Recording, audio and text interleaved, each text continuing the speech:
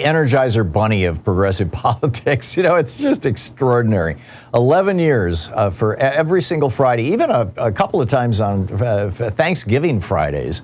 You know, back when I used to work a little more obsessively than I do now. Now we take those Fridays off, but we didn't for years. But anyhow, Bernie published a piece in Foreign Affairs magazine this week, a fairly lengthy piece, calling on America to rethink our foreign policies.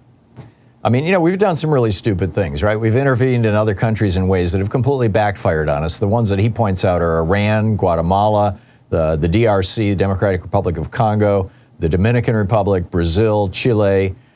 He says, often in support of authoritarian regimes that brutally repress their own people and exacerbated corruption, violence, and poverty. I'd add, you know, El Salvador, Nicaragua, Guatemala to that list. You know, all the damage that Ronald Reagan and Ollie North and all those guys did down there with the whole Iran-Contra thing.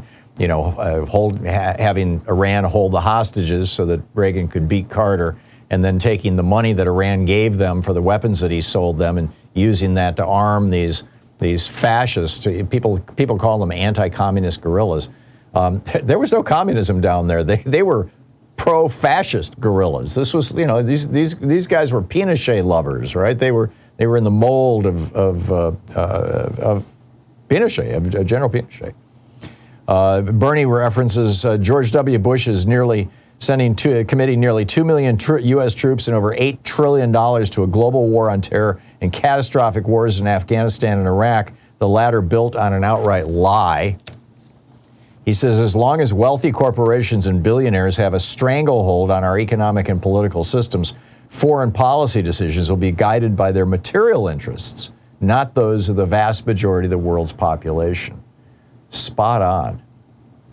He says, this is why the United States must address the moral and economic outrage of unprecedented income and wealth inequality, in which the richest 1% of the planet owns more wealth than the bottom 99%, and inequality that allows some people to own dozens of homes, private airplanes, and even entire islands, while millions of children go hungry or die of easily prevented diseases.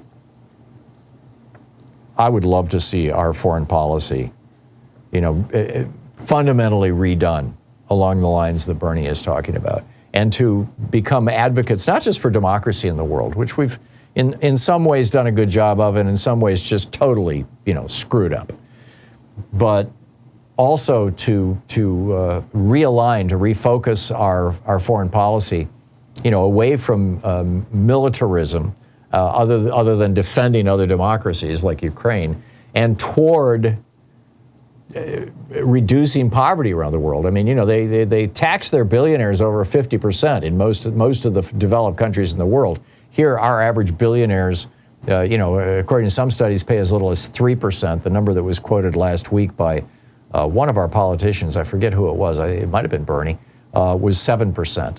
No, it was Joe Biden. It was President Biden, 7.6%. Remember, I think it was in his State of the Union address. Anyhow, I would love to see it, and tip of the hat to Senator Sanders for calling this out.